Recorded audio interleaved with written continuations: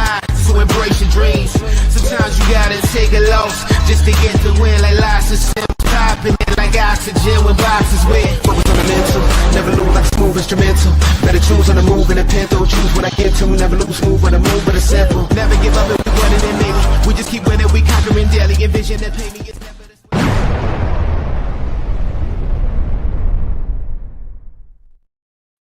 Welcome in. Oh, what is that? There we go. Welcome in. This is Divots and Pivots, presented to you by Acorn Hills, where you can go over to acornhillsco.com. Changing the way clothing is presented. I am Angela Duke, aka Mr. Mallet. This is Bud Copeland, Chief of Morale. Bud, how are you tonight? Settling in nicely back into the office, what typically you used to seeing in the background for you. Things are good, man. Things are happening here at Witch City Studios. There's World War III going on upstairs. As always. Children are the greatest blessings. Next to maybe like a complimentary golf, round from a buddy.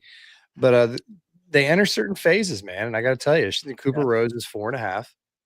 And so it's attitude time. It's testing boundaries and trying to figure out it. And she's funny because if one of us is out of town, if the roommate or I are gone, Coop takes pity on the other one, whoever's left behind. She's like, it's not a fair fight. She knows when it's Tuesdays and she gets excited. And sometimes we leverage that into if you're, you do what you're supposed to do, then you can come make your little cameo. The people love her. We know that. Yes, they do. I love it. But that's kind of what's happening here at Witch City Studios. That said, big news, huge news on the North Shore here. And I alluded to this in some texting, and this is golf related. This is more of the off field. This is something that's been a long time coming. I went and got fitted for a driver on Sunday. That is big news.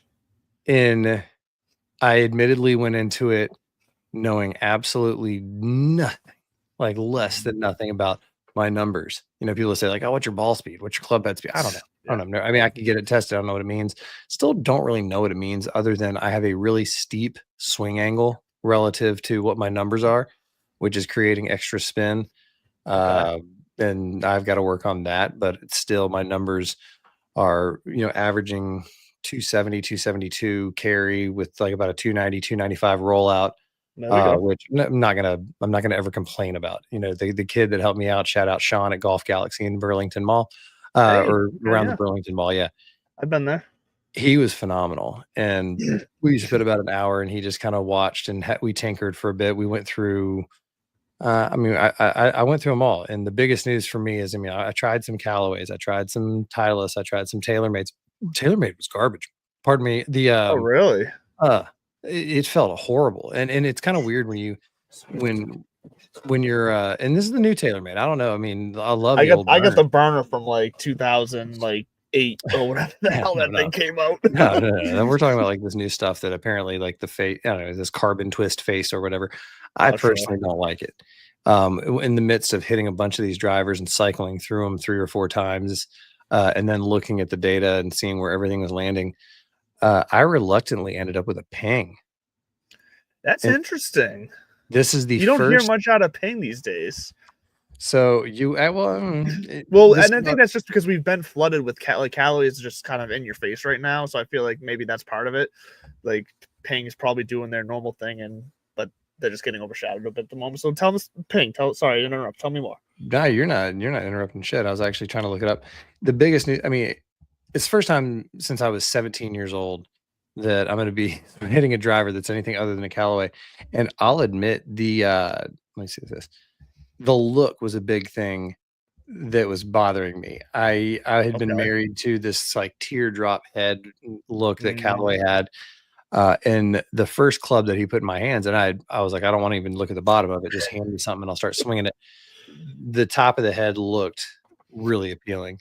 And then the first 3 I piped right down the middle, little baby draw. And then I started blocking it out right a little bit when I was trying to hit a cut, whatever, yada, yada, yada.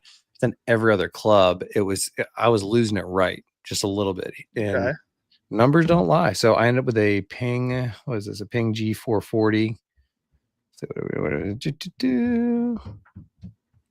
Jesus, invasion coming. But with a little bit heavier shaft than I was using, which I found helps me. I didn't know this. A little more weight in your hands does something. I don't know, but it lightens. It makes it feel a little bit lighter, even though overall it's going to be a little bit heavier shaft. But I'm excited. I'm going to get it in probably about 2 or 3 weeks, depending on how quickly they're turning these things around. It will be in play, and probably about the same time that my Scotty's coming back from the shop. I don't know if I told you my Scotty's out west, getting a dot put on top. I think I went with a dot cool. instead of the sight line on the flange, is what Yep. they call it. But I'm excited about that. Finally, having just put one of those little market basket stickers on it, little orange stickers. I could. I can make some really offensive comments right now, but I'm not. I'm choose to take the high road instead of taking shots at the market basket crowd. We love our market basket people. They're huge. Well, that's the biggest news for me, man. New driver in the bag. We'll see. There's all the qualifiers that I'm going to be playing in this year. The registrations start opening up here in about the next 2 or 3 weeks, and we're going to start there. How are things for you? I will say I don't know much. Same thing. I've never been fitted. I don't know much about how the clubs do different things for me, different whatever. Because I'm just not. I don't play that much. I'm not that good of a golfer. But I do know from my experience that I do like the stiffer driver shaft. Just because I feel like when it's too much flex, I can feel that flex, and that gets my arms off balance. If that makes sense.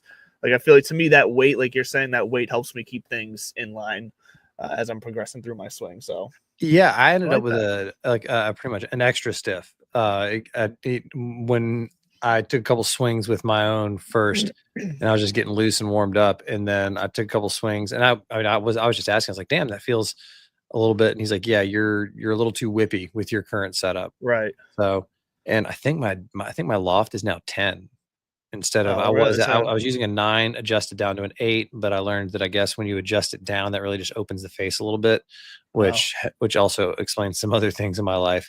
But I didn't really ask questions. I just kind of let this kid do what he does. Teach you. He's a +2. He seemed to know what he was talking about. Like he had a good feel for it. Wasn't salesy at all, even though, because I went into it kind of saying to him, like, I want to let you know I'm buying something today. This isn't right. I'm not here to waste your time. So give me the full treatment. Exactly. And I did tell him, I was like, I've been using a Callaway my whole life, but I'm very open-minded. And to bring it full circle, it was on another couple of podcasts, and Golf Spy, My Golf Spy, whatever the hell, those club reviewers. And I heard a bunch of people say that the ping driver is, if you can't hit it, you might as well just hang it up. So that's why I was super intrigued, and I kind of knew I wanted one going into it for that reason. Okay. And sure enough, like I said, the first 2 or 3 swings, ironically enough, that's not the ping I ended up with. We ended up with a different version of the G440 and the different shaft, but it really did kind of lock it in, because like all the new stuff I couldn't quite get it back to square. And I was just losing everything right, and my ball positioning was off, yada yada yada. But after an hour of hitting those swings, I thought I was gonna be sore as dog shit the next day. And hey, take it from me, folks. Pliability works. Get that yoga in. It's not just for the dancers and the hippies. No, because I needed just to get out of bed, because sometimes I get out of bed, step wrong, and my knee hurts for the rest of the day. So definitely get your stretching in. Let's get into it, because someone who did get their stretching in early this year to start the season. Let's talk about the AT&T Pro-Am, as Rory gets started early to the season with a win at a place where he hasn't really necessarily had a ton of success at. So this was a nice kind of sign of Rory. Like I said, coming out of the gates fast. The weather was typical Pebble Beach weather, high winds, cold, rainy at times. I saw what's it called? Is that the 16th that goes down in the ocean, the big drop off? I'm forgetting the number now. Seventh par 3. Thank you. Yes, the 7th par 3. Guys taking driver off that in warm-up rounds to test it, and just barely flying the green. So that's wild. So yeah, Rory goes out there, and he really puts together an impressive performance. He battled through a little bit of adversity one day, came back. But I think the biggest story, obviously big story, Rory winning early, kind of putting down some of the hate of the league not being entertaining right now. But also the rest of the guys doing their part to do that, because this was a pretty good Sunday leaderboard between Rory and Shane Lowry. Obviously, their stories both hitting hole-in-ones and being player partners at the Zurich, and Like there was some good stories. There was some good names up there. Did you? I guess the first question: did you watch any of it this weekend? Did you get sucked into to the leaderboard? Oh God, yes. This is prime time golf, and I love one of the best parts of the West Coast swing is prime time golf when you're back here on the East Coast and it's cold and it's dark, and to the point where I was just thinking Pebble would be a great getaway. My wife and I are talking about like when she wants a resort and she's okay with me playing golf, and I'm like, Perfect. well, I don't know if we're gonna go out west this time though, because we don't want to spend an entire day in travel. Instead, maybe I'm thinking Kiowa. That actually just hit me now. We might go down to Kiowa and get around in at the ocean course. But to your point, Pebble Beach is destination golf. It is. Rory made a very good point after he won 27th tour victory. I think this puts him somewhere like 40 some odd wins worldwide. He's in some pretty elite company. You see some of the other stats that could put out there, like only him, Phil, and Tiger have done this. Only him, Jack, and Tiger now have done that. And he has a different purpose about him right now. You see the balance with the video phone calls with Poppy, and I love it. That was my favorite thing. Afterwards, he gets the call from home. What are you doing? Having a tubby? And it's just like the entire universe is focused on this guy. And you over here, oh, you getting a tubby in? And to me, he's now, I mean, I don't have a favorite. Tiger was my favorite for the longest time. That I don't know if there's going to be another guy out there that I could latch on to say he's my favorite. I'm a huge fan of the game, and I want the game to continue to thrive. And I think Rory's doing his part. Scotty Scheffler is finally back a little bit. I saw, speaking of the elements, he said that he had like a 5-iron from 155 on one of these holes. And they go, well, how'd you do? He's like, smoked it. And like, you know what I mean? Like it was brutal. But back to Rory, he's doing what you're going to do if you're going to be the name and face and kind of standard bearer for a sport. I don't mean just winning. I mean winning and then kind of backing it up with a little bit of messaging and some critiques. What I really enjoyed from his post-round conferences, two things. A, if you saw some behind the scenes, Jim Nance, they had to kill some time. Rory had to wait afterwards, and Rory goes, "Oh, guess we don't have a pace of play problem." We're getting to that later. We will get there. I love that little cheekiness. But then he was also kind of saying like, well, of course I'm here and the guys are here. It's Pebble. He goes, and if you look around, why are the majors special? That's the only time we go to those places. Why do we get up for certain tournaments? Because the courses. And we talked about this early on in Live, where the reason that Live thought they were going to be successful is because they were going to bring that talent. The whole package wasn't just the players, it's the settings. And while those courses that Live is starting to get into, some of them are, up there. I mean, the Greenbrier is nice, but people also critique it for the same reason you critique Kapalua and the things out in Hawaii. It's a resort course. It's not challenging. Right. And Pebble, while they were 21 under, took it home. You can factor in, they always play around at Spyglass, and Pebble isn't exactly a beast, but you still have to be accurate. But Rory talks about it like, my career's a little more complete at getting a win at this place under my belt. You balance that with, like you said, the leaderboard showed up, Rory, Shane. I mean, I'm not really going to say that like Lucas Glover and Russell and J Rose are exactly needle movers, but then down there, T7, our boy Tom Kim coming off the TGL kind of high in feeling. Billy Horschel from there, Scotty Scheffler top 10, and then on down you still have Tony Finau, Jason Day. What are your thoughts on Jason Day right now in the Malbon? Is he going too far with some of these sweatsuits, or are we just like, should we just shut up and play golf? And how far is too far with some of the, because I saw a picture of him and he was just legit wearing a sweatsuit. Now, I think in his defense, he would say it was colder than shit, so I was layering up. If that's the case, that's fine. So yeah, I'd say I think where I draw the line, like I'm fine with the like changing the style and a little bit more modern, comfortable style. Like I really have no issue with that. I think where I found myself feeling kind of weird about it was just the sweatpants part. Like I felt like that so was weird. Really that was the weirdest part. Like the sweater didn't really bother me that much. And in the past, like it was even his like the wind pants didn't bother me as much in the past, but for some reason, just seeing what looked like just a plain old gray pair of sweatpants, which hey, the ladies love.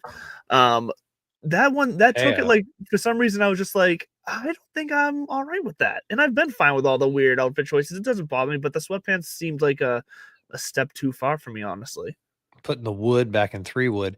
What it reminded me of is on a Saturday morning Muni League, like the one I play in. Shout out MTA, the Meadow at Peabody. I got my application in the email, got to fill it out and send it in. But on these early rounds in the season where guys are wearing sweatpants over whatever their golf outfit is, because they know by hole 4, 5, or 6 the sun's finally going to come up and you shed that off. I still refuse to do it. I will put a layer underneath. I have no problem wearing, like, tights, leggings, I've whatever you want to call them. Yeah, Yep. compression pants, whatever guys have to call it to make them feel masculine. Dude, they're comfortable. But that's where I provide that layer. I won't go sweatpants on the outside. Probably will judge you for doing it. But then again, if you get to know me, you'll judge me plenty for other things. So we'll be even real quick.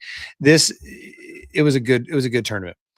I think this is going to be that kind of preseason classic that actually means something. It's going to be, Baltimore and Buffalo playing in September for some reason. You're like, dude, for whatever reason, this one actually means something. The legacy of the tournament's going to hold on to it. In pivoting not too quick to other parts, do you have anything else about Pebble this week? No, not about Pebble. No, I'm good. The last thing I have on Pebble is I saw people pulling out old stories of like what it cost to play back in the day, and I just love that kind of shit. $50 could get you a round, a room, dinner, and breakfast, that kind of stuff. That's wild. That's awesome.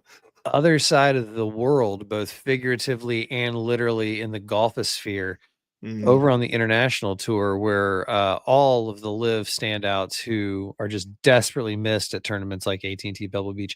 And anybody who wants to say, you mean to tell me that wouldn't have been better with Bryson? You mean to tell me? Shut up.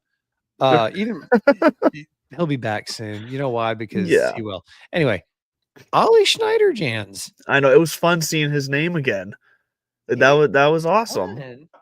And for the folks who don't know, Ollie Schneider-Jans is former world amateur #1. He's a Georgia Tech guy. He high aspirations. I mean, he's over playing on the live and the international tour. God, that was horrible.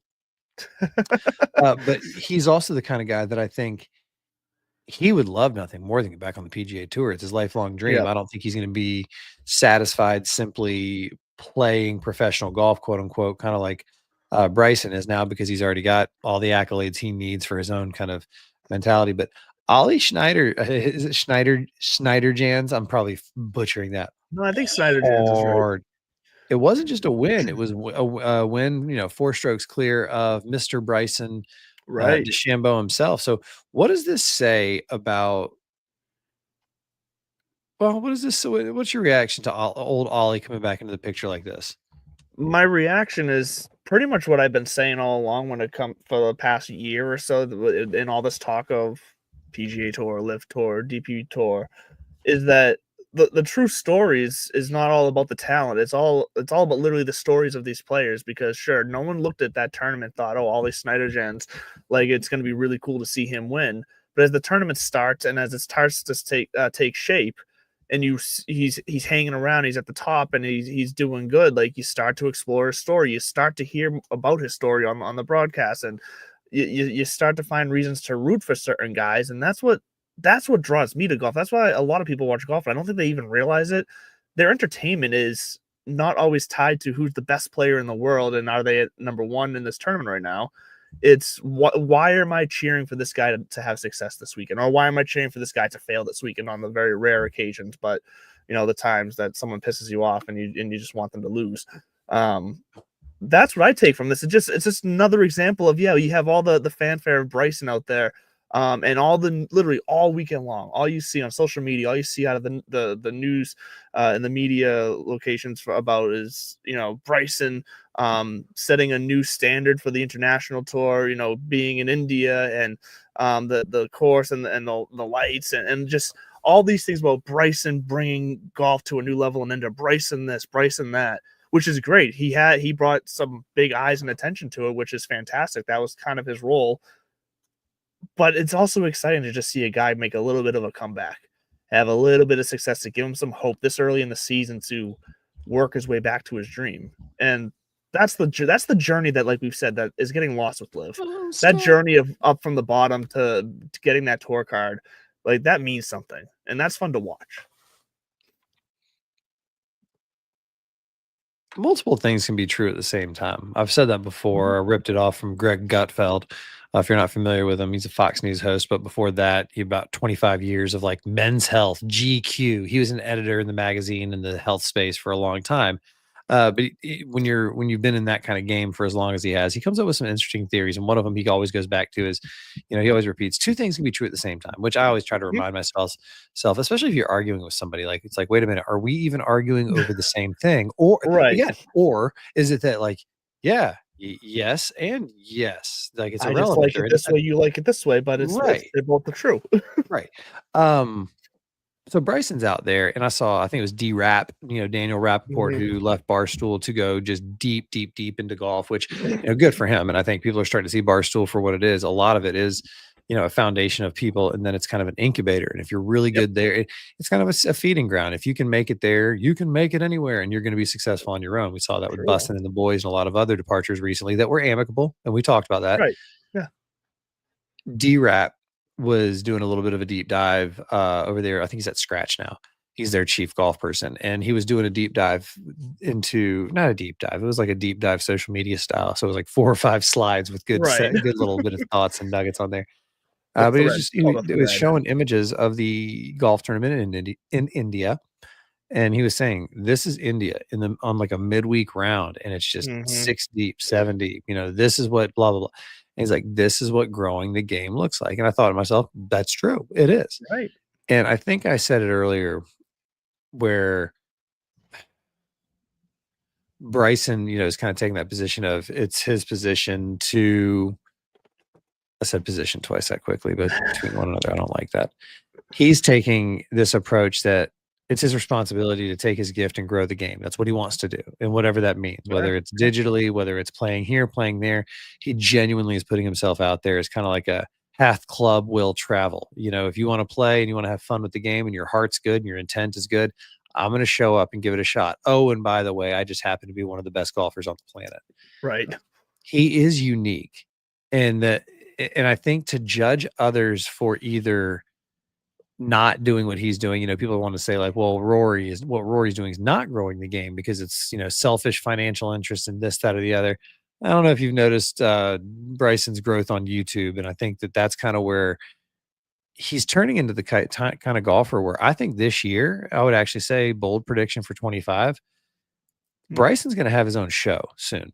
And it's going to be, like mainstream, like network show, or what do you mean by show? No, I mean YouTube show. I mean like Club Shay Shay style, where okay. You know what I mean? Where it's like, come sit down with Bryson and talk golf and let him interview. He's a fascinating dude.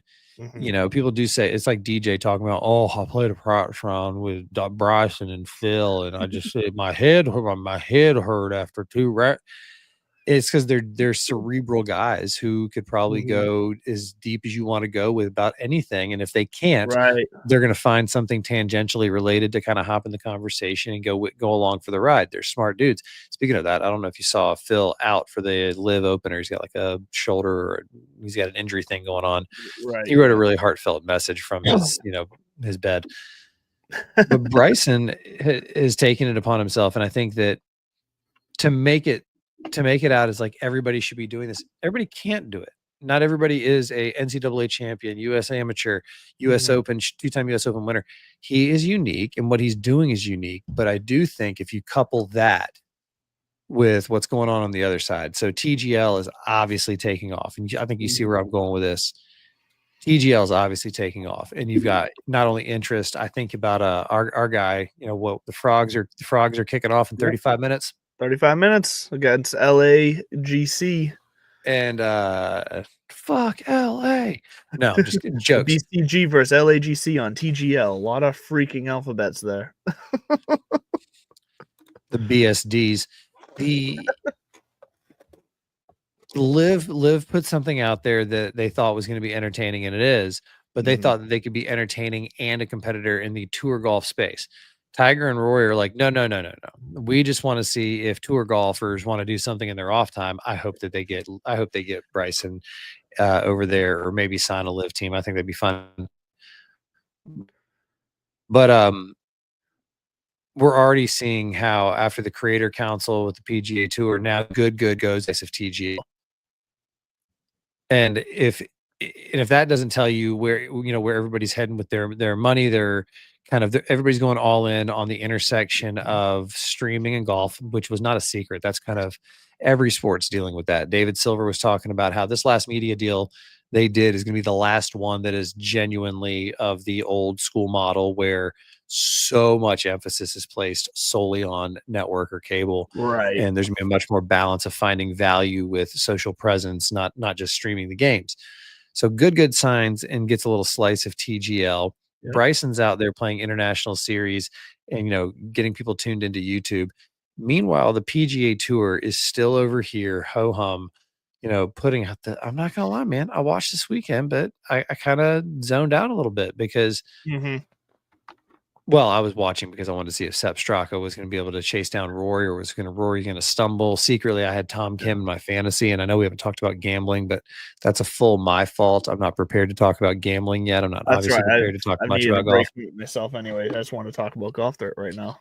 But I do want to see what's going to happen once I think this is the week too with Waste Management. Isn't this the week that the Creator Council or whatever really this is yeah, a lot of the YouTubers and the different channels are out there this week too, playing their own rounds with either players or the Pro-Am or whatever, and making videos at TPC Scottsdale around this tournament.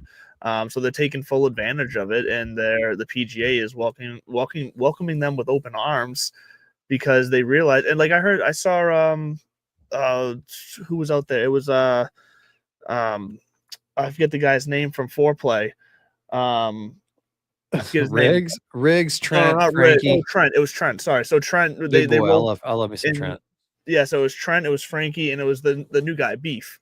The PGA Pro Beef there. So they roll up to the stadium hole there, the par 3, and they're just filming their video, just doing a Pro-Am, and there's people out in the stand cheering them and booing them. You can't even see them. There's so little people in the stands, but people are out there enjoying these podcasters play around a golf. Like the PGA is welcoming this with open arms, and yeah, this is the big weekend where, like you said, I think they're kind of convening. They're all coming together. They're figuring this out and see what goes forward, and it makes sense for this tournament because this tournament's always been the wild card, anyways. So let's take advantage. The PGA Tour's Creator Series is what they did last year at the Tour Championship, which is going to return at the Tour Championship, but they're also doing it at the Players. That's good. That's going to be their first one, and then Truist, which is the Wells Fargo, formerly the Wachovia, whatever, the Quail Hollow stop, and again, right. Quail Hollow hosts the PGA this year, but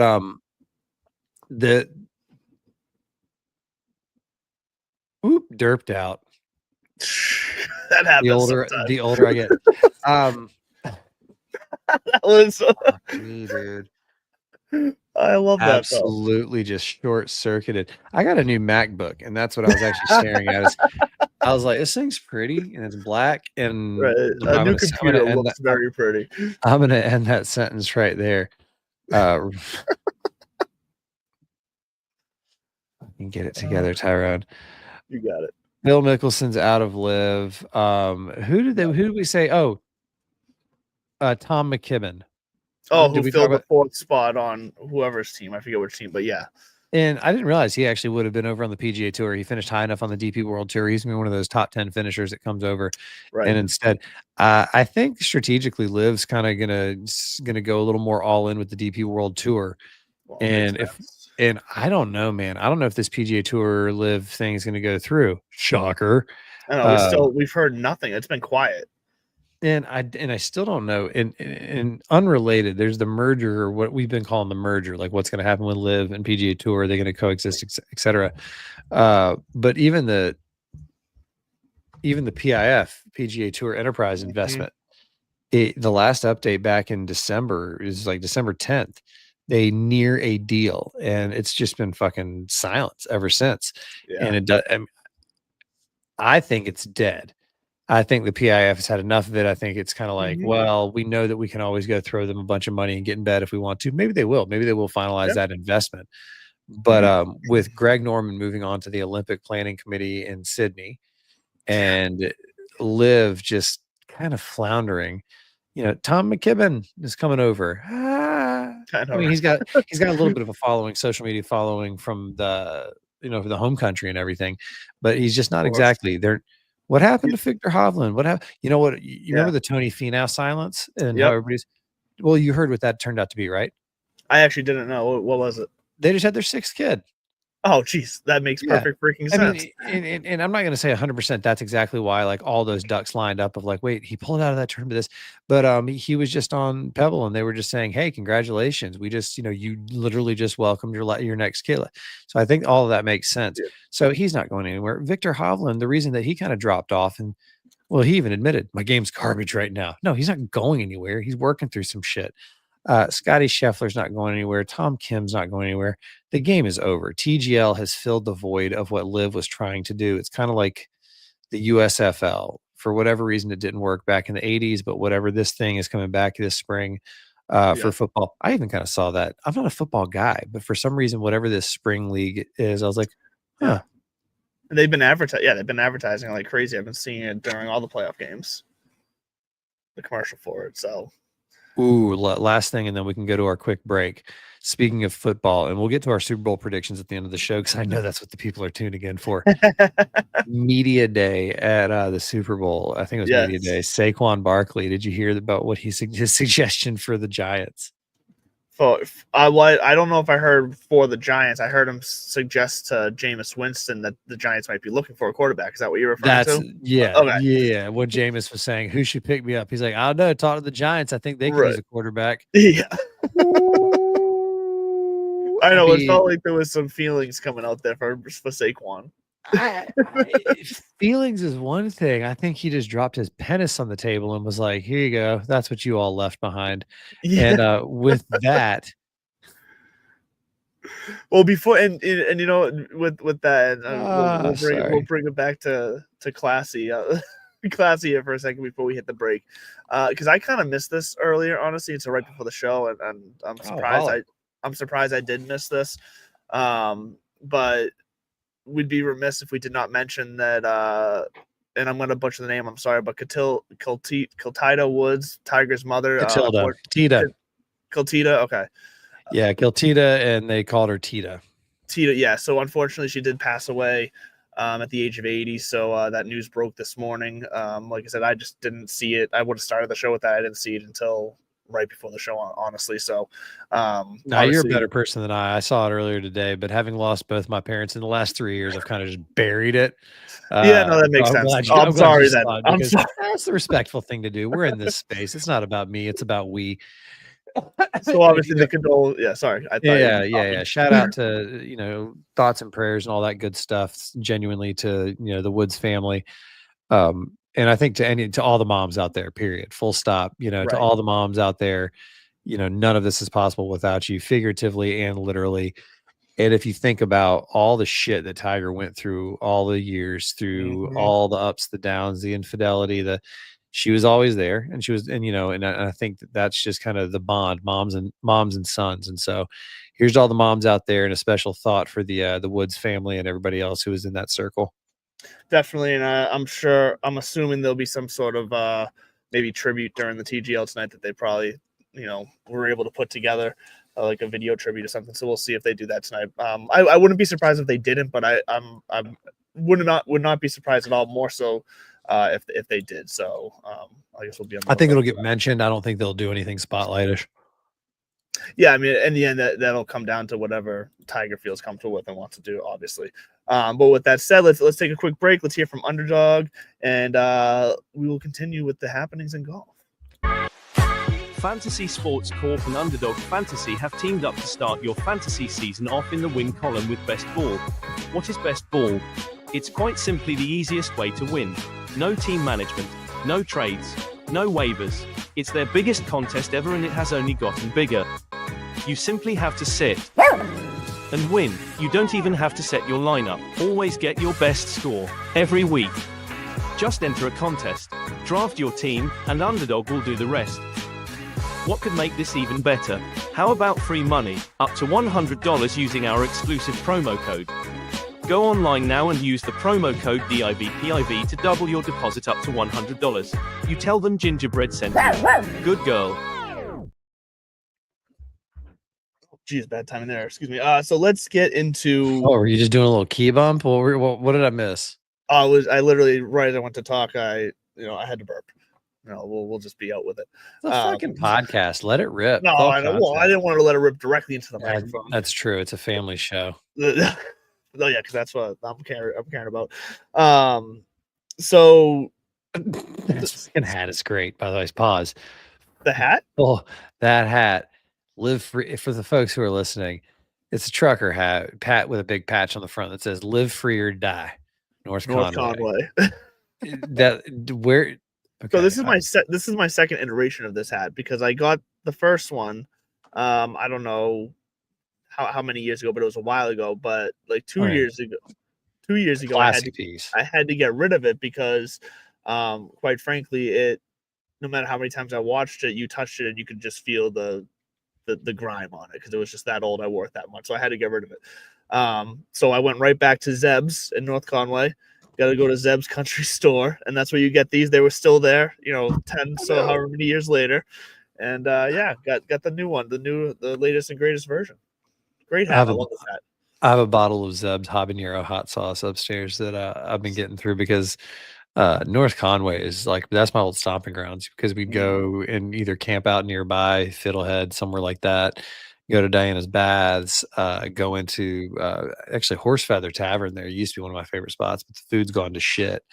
And I haven't been in Horse Feather in a while, but it was good. And then my favorite breakfast place just shut down upstairs, the Upstairs Cafe. Oh, shut down? It shut down. I actually have one of their mugs, and that's like a staple there. They had that skinny staircase going up on the that was Stairway Cafe. That's what it was. That's a shame. Well, hold on now, North, because here I'll tell you the story. I was there last summer. Well, because they have Peaches just take over. Is that what the problem? Peaches shut them down because they just took too much of the market.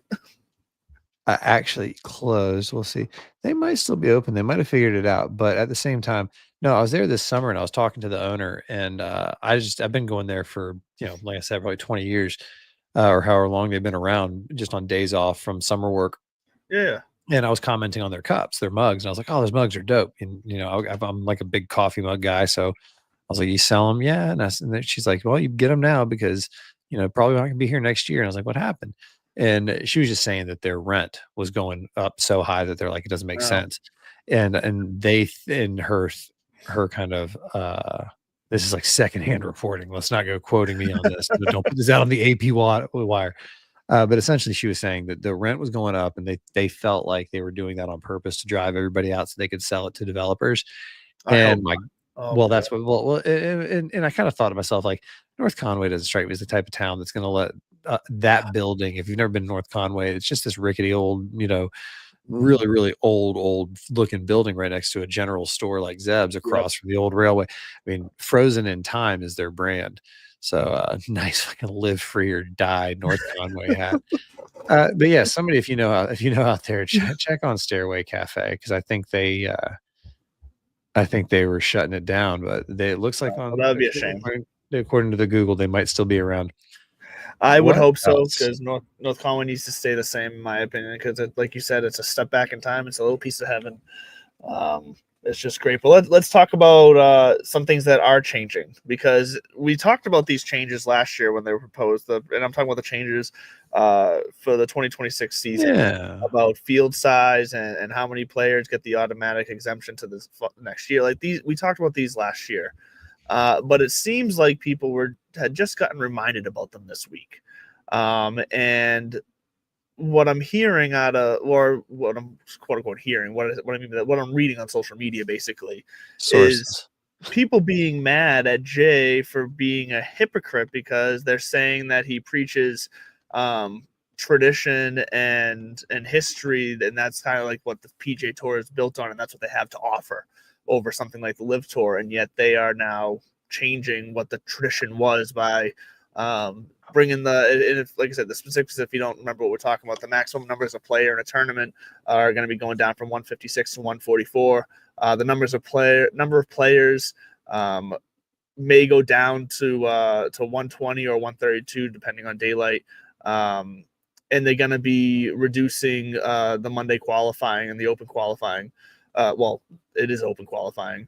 For some tournaments, they're actually going to full on eliminate it. So I mean, these are changes that honestly I don't think a lot of fans even would notice. Obviously, some do, and obviously the players who get through, who rely on those qualifiers, like obviously there's a group of people that these changes will affect. Let's not get that wrong. But I guarantee you, 99% of golf fans out there are not going to take notice of these changes. 100%. I mean, 100%. I agree with you. I wasn't correcting you that it's going to be 100% of golf fans. No, there's a couple of things going on here. First of all, to your last point first, I agree. What this is there's actually a handful of people who want clicks, want eyeballs, want controversy. To our, you know, what we were talking about kind of in the notes, there are people who default to negative, and so they want, it's kind of like YouTube golf's going to take over PGA Tour as opposed to how are they going to feed each other and coexist. We'll get to that in a minute.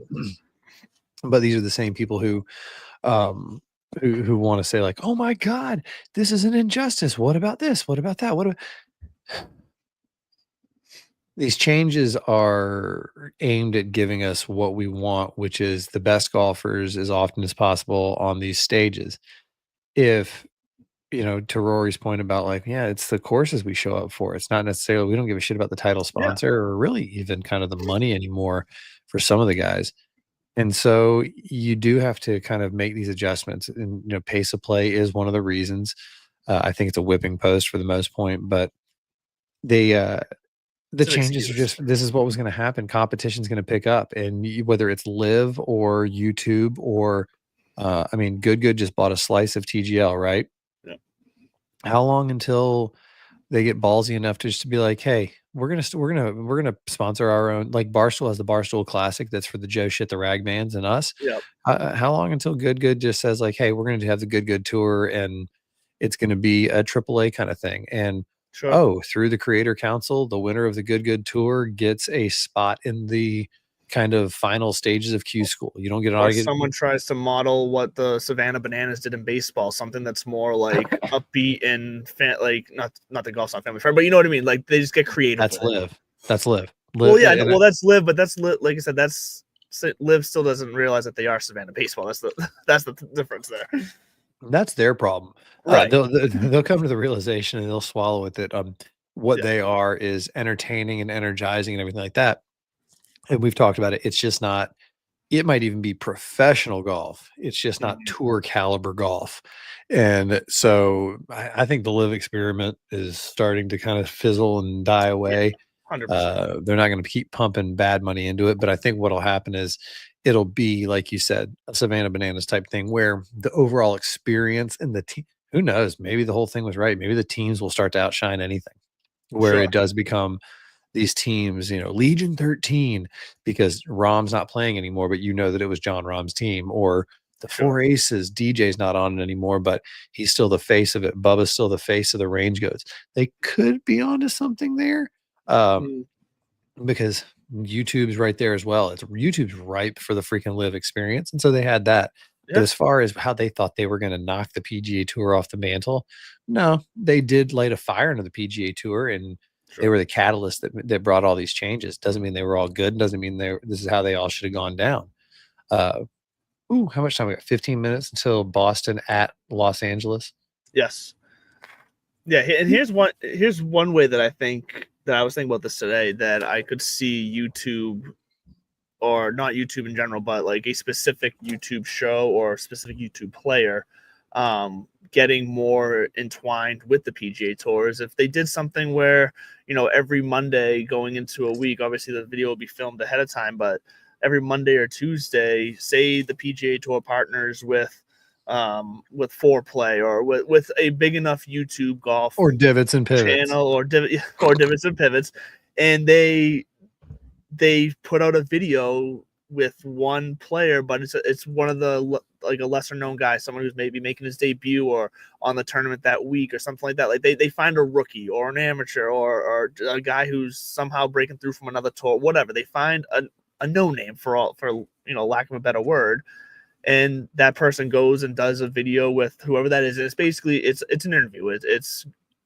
talking, getting coffee in cars with David. Jerry Seinfeld. I just called him David Seinfeld. Jerry Seinfeld. It's something Larry like that. David. It's something like there we go. Yeah, it's something like that to where like maybe that helps bring eyes towards these more names on the tour, so that when people are looking at leaderboards, they can recognize more names.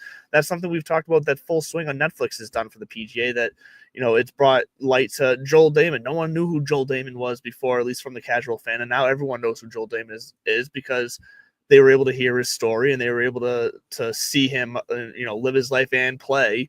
If we can get more lesser known guys, rookies, amateurs, whatever, in front of a camera, one-on-one, doing an interview and playing golf in an entertaining way, that's where YouTube, I think, can help, push the PGA to the next level. Because that's what everyone's complaining about is, quote unquote talent and the leaderboard and quality of players, when that hasn't changed really. And it overall, that hasn't changed. A handful of really good golfers left, yes. But the talent's always there. They have a nice flow of talent coming up, younger guys. It's always going to be there. PGA is just going to find a way to shine light on it so that people realize it's there. At the end of the day, and I shout out to my muse, Dan Patrick, and because he brings it up about the college football playoff. Right. And how, we went from 4 to 12 real quick. We're going to go to 14 sooner. It's really soon. He's like, and probably 16, not too soon. He's like, because at the end of the day, this is a television program.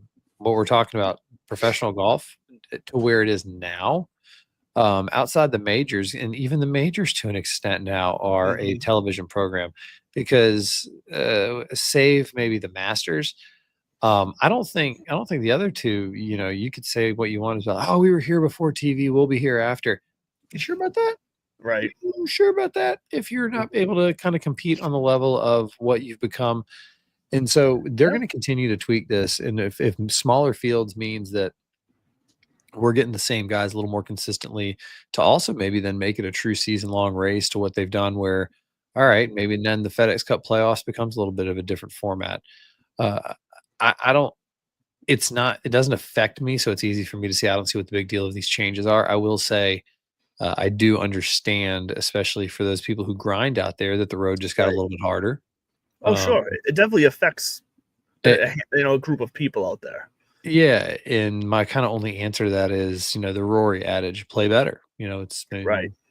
If you and I are sitting here talking to one another and the dozen family members listening across the greater tri-state area, we in our lively, I mean, not that this is not a goal, dream, etc., but like if we were genuinely trying to put food on the table, we might have a little more a different attitude than right. So I do empathize with those people who it's like, but a lot of them, I'll say a lot of those people who are going to have to make tough choices, it isn't, do I play pro golf or do I just, live in the poorhouse for the rest of my life?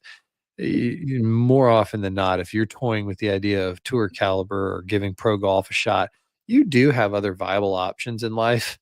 Right. It might not be the route you want, but welcome down. You fly too close to the sun, you're gonna burn your wings. And some of us just don't get as high as others, pun intended. So the changes that are coming, I think they are just collateral damage. I hate to be so fucking blunt about it, but find something else. Listen, if you're that close, then, the entertainment space for golf is booming with opportunity. There's other areas to go about it. There's other ways to grow the game too. I think with what we're seeing with TGL and with YouTube, and I think there was a big boom in the golf pod space, but I don't think it's dead.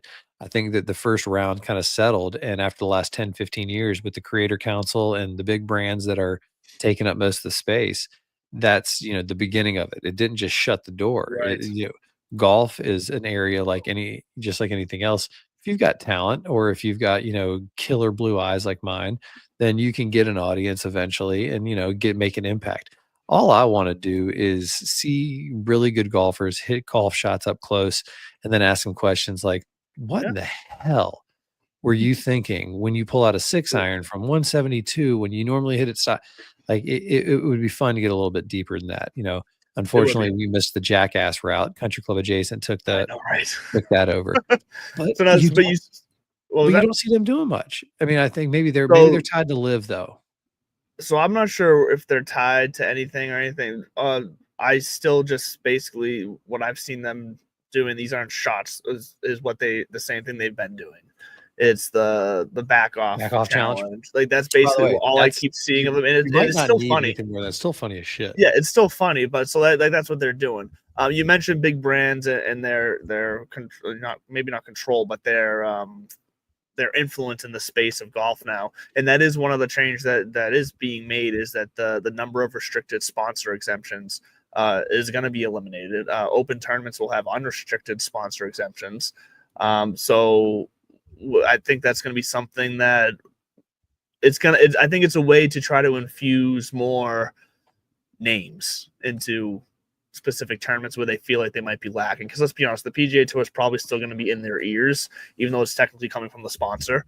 But let's be honest, the PGA Tour is going to be like, hey, like this guy, let's get this guy in this tournament. I think there's going to be some chess pieces moving around there to try to get a good balance of known names across as many tournaments as possible. I think this is one way that they're going to try to do it. Fair. Thank you. Can't even argue it. Waste management's this week. I don't really have any predictions. I haven't been paying close enough attention.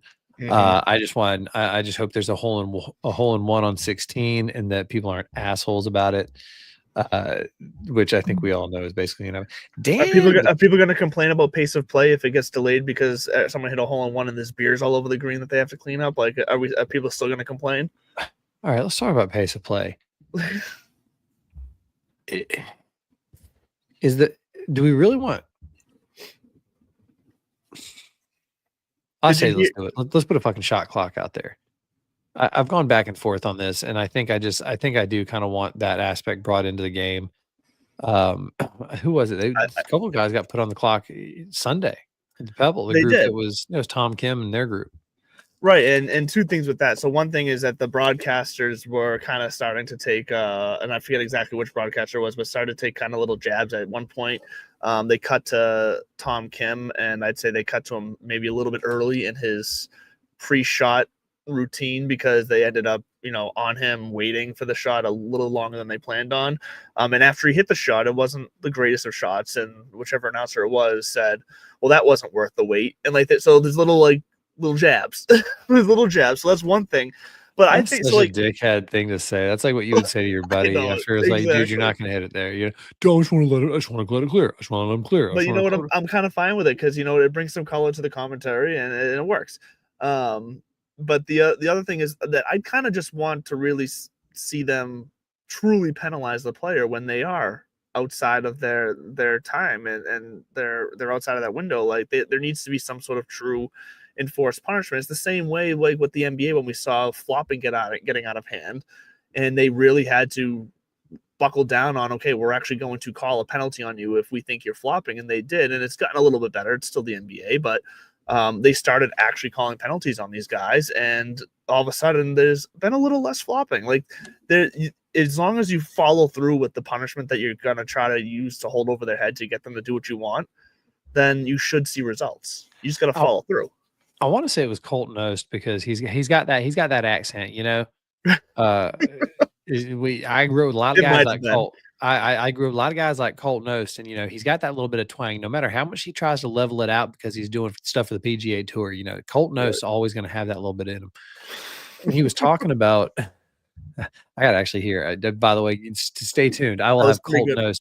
I'll have Colt down by the end of the season. That was pretty good. I can't lie. You're off to a good start. But I take a lot of what he says seriously because he's been there, done that. I want to say Colt Nost. Did Colt win? Oh, Jesus, I'm bumping into shit. What did he do in U.S. amateur or mid-amateur? I want to say Colt Nost, retired American to play the PGA Tour. Nost wins 2007 U.S. amateur at Olympic. Okay. So he's a pedigreed guy. He's been there. He gave it a go. Yep. and he was talking about pace of play. And he kind of said what you and I were both were saying, which is he's like, just start fucking penalizing guys. He's like, Exactly. he goes, you walk up, you tell them, hey, you're out of position. He's Yep. he's like, the next time it's a stroke. He's like, there won't be a third time. And I think he might have even said, because right now you walk up and you say like, hey, you're out of position. And the next time it's like, okay, now you're on the clock. And then the next time it's like, okay, final warning. And then the next time it's finally a stroke. And then there's nothing. And let's be honest, by the time they get to those 3 warnings, the round's over. Yeah. And he's like, you know what? Maybe not even like maybe like 1 warning, or maybe even like, hey, you're on the clock, fellas. And then stroke. Then if it happens, stroke second time. He's like, third time, you're fucking out. He's like, then you're just done. We're getting you off the course. I was like, I think he goes, maybe that's a little too far, but I'm fine with it. No, I agree with it, because he kind of said, you do it to one guy and that's it. He's like, everybody's gonna pick the fuck up.